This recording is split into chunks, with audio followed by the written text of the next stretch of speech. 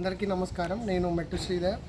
ప్రస్తుతం మనం ఇస్నాపూర్ మున్సిపాలిటీ పరిధిలోని చిట్కుల్లో ఉన్నటువంటి నాగార్జున కాలనీలో మా ఇంటి పైన ఉన్నాము.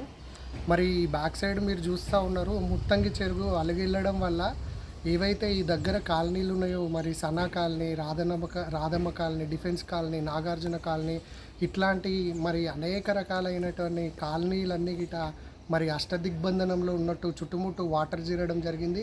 మరి వల్ల అధికారులకు గిట గత జనవరిలోనే ఒక వినతి పత్రం ఇవ్వడం జరిగింది. ప్రతి సంవత్సరం వర్షాకాలంలో ఈ కాలనీల ప్రజలు తీవ్ర ఇబ్బందులు పడుతుర్రు, తగిన చర్యలు తీసుకోవాలని చెప్పి కోరడం జరిగింది. కానీ ప్రభుత్వ యంత్రాంగం ఏదైతే ఉందో వాళ్ళంతా నిమ్మకు నీరెత్తినట్టు ఇష్టం ఉన్నట్టు పర్మిషన్లు ఇచ్చి పైసలు దండుకొని వేలాది కోట్ల ట్యాక్సులు కలెక్ట్ చేసుకుంటా ఇవాళ ప్రజలను అనేక రకాలుగా ఇబ్బందులకు గురి చేస్తూ ఉన్నారు. మరి ఎలా వాళ్ళకి తెలుసు, నీరు పళ్ళ మెరుగు నిజం దేవుడెరుగు అన్నట్టు మరి చెరువులకు వెళ్ళి వాటర్ అనేది అలిగి వెళ్ళినప్పుడు ఆ వాటరు ఈ కాలనీల గుండెనే వాగులా కలుస్తుందని తెలుసు. మరి ఏవైతే గతంలో ఉన్నటువంటి ఈ వరద కాలువలు కానీ నాలాలు కానీ ఇవైతే కబ్జాలకు గురైనాయో, ఎవరైనా కబ్జాలు చేసి ఇండ్లు కట్టిర్రా, లేకపోతే లీడర్లు వెంచర్లు చేసి అమ్ముకున్నారా అని చెప్పి మరి దాన్ని తీరుతెన్నులు తెలుసుకొని మరి ప్రజల ముందు పెట్టాల్సిన అవసరం ఈ అధికారుల పైన లేదా అని చెప్పి నేను ప్రశ్నిస్తూ ఉన్నా.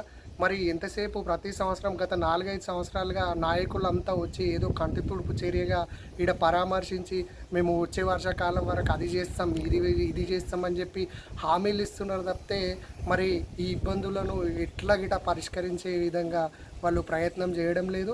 ఇలా వాహనాలు ఖరాబ్ అవుతున్నాయి, కోట్లు పెట్టి ఇండ్లు ఖరాబ్ అవుతున్నాయి, వేలకు వేలు ట్యాక్సులు కడుతూ ఉన్నారు.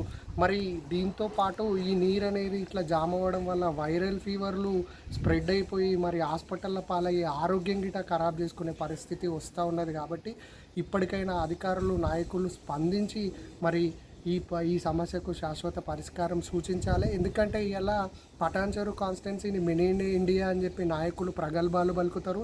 మరి ఇలా వేల కోట్ల సిఎస్ఆర్ నిధులు కంపెనీల నుండి వస్తున్నటువంటి కార్పొరేట్ సోషల్ రెస్పాన్సిబుల్ ఫండ్ ఏదైతే ఉంటుందో ఆ సిఎస్ఆర్ నిధులను ఇష్టారీతన ఖర్చు పెడుతున్నారు. కానీ ఇట్లా ఏదైతే ప్రజలు ఇబ్బంది పడుతున్న జెన్యూన్ రీజన్లకు ఖర్చు పెట్టడానికి నాయకులకు, ప్రభుత్వానికి మనసు రాకపోవడం చాలా బాధాకరం.